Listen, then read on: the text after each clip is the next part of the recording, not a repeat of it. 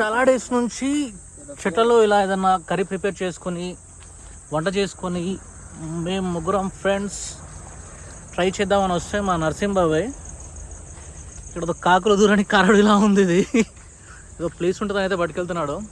మరి చూద్దాం ముందు ఎలాంటి ప్లేస్ ఉంటుందో ఏమో. ఫైనల్గా మనకు ప్లేస్ అయితే దొరికింది.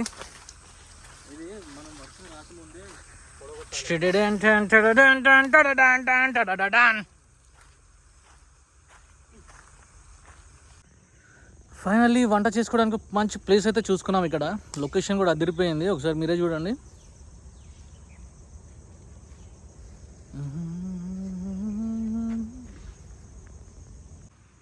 ఆ విజయ్ గారు వంటల కర్రలు కూడా రెడీ చేసేసిండు.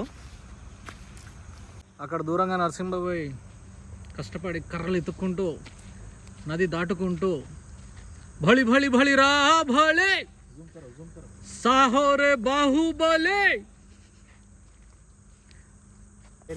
పాడి పేరించినట్టు గేడ పెట్టాలి కింద దానికి.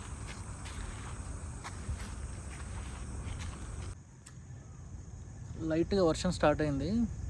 మంట వెలుగుద్దా వెలుగుదా అని చెప్పేసి అనుకున్నాం, కానీ నరసింహబాబాయ్ మొత్తానికి మంట వెలిగించేస్తాడు.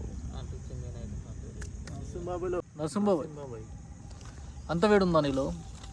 నిప్పు పుట్టించా వెళ్ళి కొంపలో పడేమంటావా? అన్నిటికంటే హైలైట్ ఏంటిదని మేము తెచ్చుకున్న వంట సామాగ్రి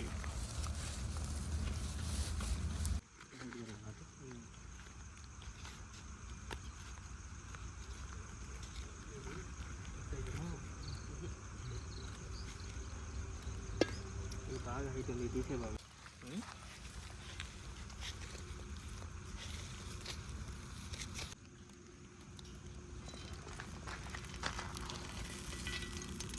మొత్తం ఒకసారి వేసేసి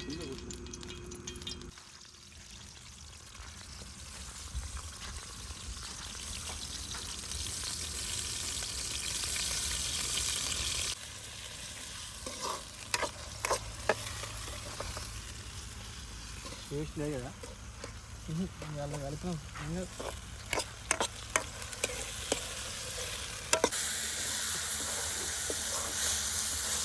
ఆయిల్ తక్కువైందారా? ఇప్పుడు ఎందుకు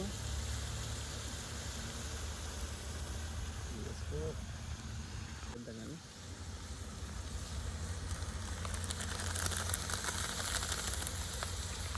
వేసి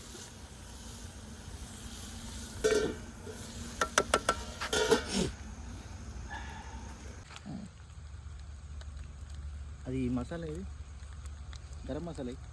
గరం మసాలా ఎత్తగలి సరే ఇలా అయ్యో అదే అదే అదే ఇంట్లో ఆడే లక్ష్మీ దగ్గర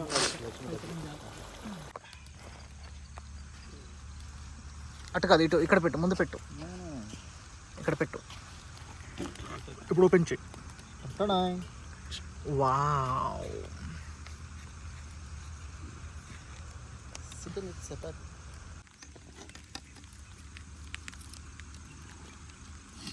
మొత్తం దిష్టి పోవాలి. అడవిలో కూర్చున్నాం కాబట్టి మనం కొంచెం ఒక పీసు 2 పీసులు అట్లా ఒకటి అలా వేసుకోవడం మన పెద్దల సాంప్రదాయంగా చెప్తున్నారు కాబట్టి అదే విధంగా ఫాలో అవ్వాలి. ఈ డైలాగులు అనేది రావు కావచ్చు నాకు. ఫైనల్గా కర్రీ అయిపోయింది చపాతీతోని. ఫారెస్ట్లో చికెన్, ఇది ఒక మంచి మెమరీలో మాకు మిగిలిపోవాలి. జంపర్ మే బంపర్.